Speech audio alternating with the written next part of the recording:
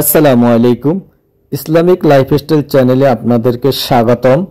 আজকের আলোচনার বিষয় হলো রাসূল সাল্লাল্লাহু আলাইহি ওয়াসাল্লামের সংক্ষিপ্ত জীবনী। হযরত মুহাম্মদ সাল্লাল্লাহু আলাইহি ওয়াসাল্লামের জীবনী পরিচয়। বিশ্ব মানবতার মুক্তির দিশারি সর্বশেষ নবী ও রাসূল হযরত মুহাম্মদ সাল্লাল্লাহু আলাইহি ওয়াসাল্লাম।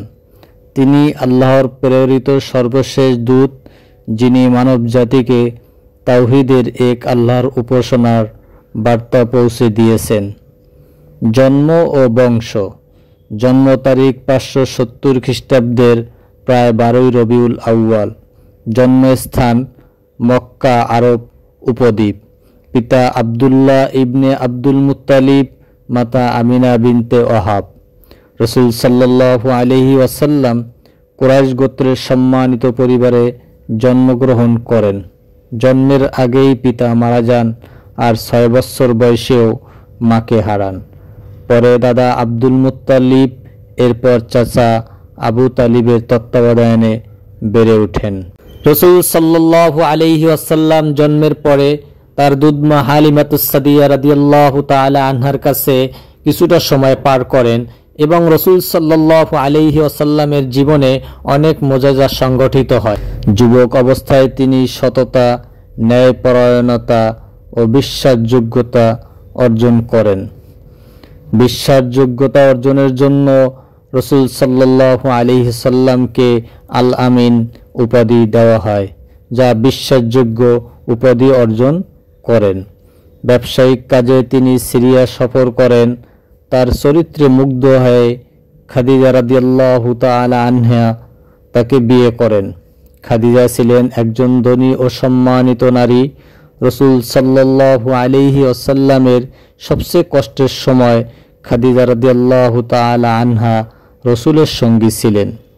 আল্লাহর রাসূল খাদিজা ইন্তেকালের পর দোয়া করতেন আর কান্না করতেন। তখন মা আয়েশা রাদিয়াল্লাহু তাআলা আনহা বলেন, আপনি একজন বয়োবৃদ্ধ নারীর জন্য কান্না করেন, যিনি আপনার স্ত্রী ছিল। রাসূল সাল্লাল্লাহু আলাইহি ওয়াসাল্লাম বলেন, আয়েশা, তুমি হলে আমার সুখের সময়ের স্ত্রী, আর খাদিজা হলো আমার সেই কষ্টের সময়ের স্ত্রী। নবুয়তের প্রাপ্ত বয়স যখন রাসূল সাল্লাল্লাহু আলাইহি ওয়াসাল্লাম 40 বছর বয়সে উপনীত হন, তখন 610 খ্রিস্টাব্দে হেরা গুহায় ধ্যানরত অবস্থায় আল্লাহ তাআলা জিবরিল আলাইহিস সালামের মাধ্যমে প্রথম ওহী পাঠান। ইকরা বিসমি রাব্বিকাল্লাযী খলাক, পড়ো তোমার প্রভুর নামে। মক্কায় দাওয়াত ও নিপীড়। মক্কার কাফেরেরা রাসূল সাল্লাল্লাহু আলাইহি ওয়াসাল্লামের দাওয়াতের বিরোধিতা করে এবং মুসলমানদের উপর অমানবিক নির্যাতন চালায়। তবুও তিনি ধৈর্য ও ভালোবাসা দিয়ে ইসলাম প্রচার চালিয়ে যান। 10 বছর পর যখন মক্কার অবস্থা অসহনীয় হলে রাসূল সাল্লাল্লাহু আলাইহি ওয়াসাল্লাম মক্কা থেকে মদিনায় হিজরত করেন। হিজরত ও মদিনায় ইসলামী রাষ্ট্র প্রতিষ্ঠা। 622 খ্রিস্টাব্দে মদিনায় হিজরতের মাধ্যমে ইসলামী সমাজ ও রাষ্ট্র প্রতিষ্ঠিত হয়। সেখানে তিনি ন্যায় বিচার, ভ্রাতৃত্ব ও শান্তির ভিত্তিতে একটি আদর্শ সমাজ গঠন করেন। মদিনায় তিনি মুসলমান, ইহুদি ও অন্যান্য সম্প্রদায়ের মধ্যে মদিনা সনদ প্রণয়ন করেন, যা বিশ্বের প্রথম লিখিত সংবিধান বলে বিবেচিত।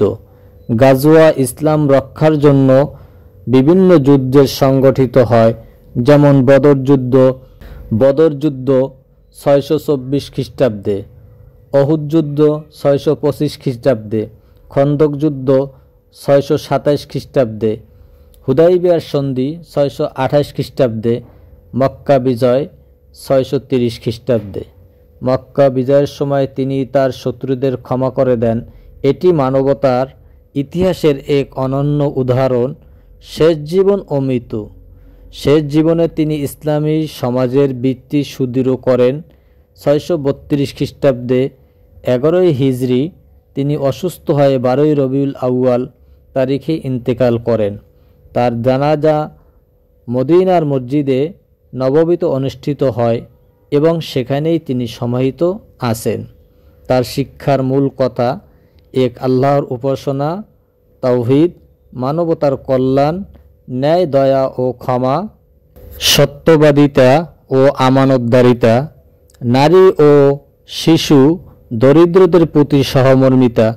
উক্তি: রাসূল সাল্লাল্লাহু আলাইহি সাল্লাম বলেন, তোমাদের মধ্যে সেই সর্বোত্তম যার চরিত্র সর্বোত্তম। সহিহ বুখারী। ইসলামিক লাইফস্টাইল চ্যানেলের সাথে যুক্ত থাকার জন্য আপনাদেরকে অসংখ্য ধন্যবাদ। পরের ভিডিও পেতে হলে অবশ্যই চ্যানেলটি সাবস্ক্রাইব করে সাথে থাকবেন। আল্লাহ হাফেজ।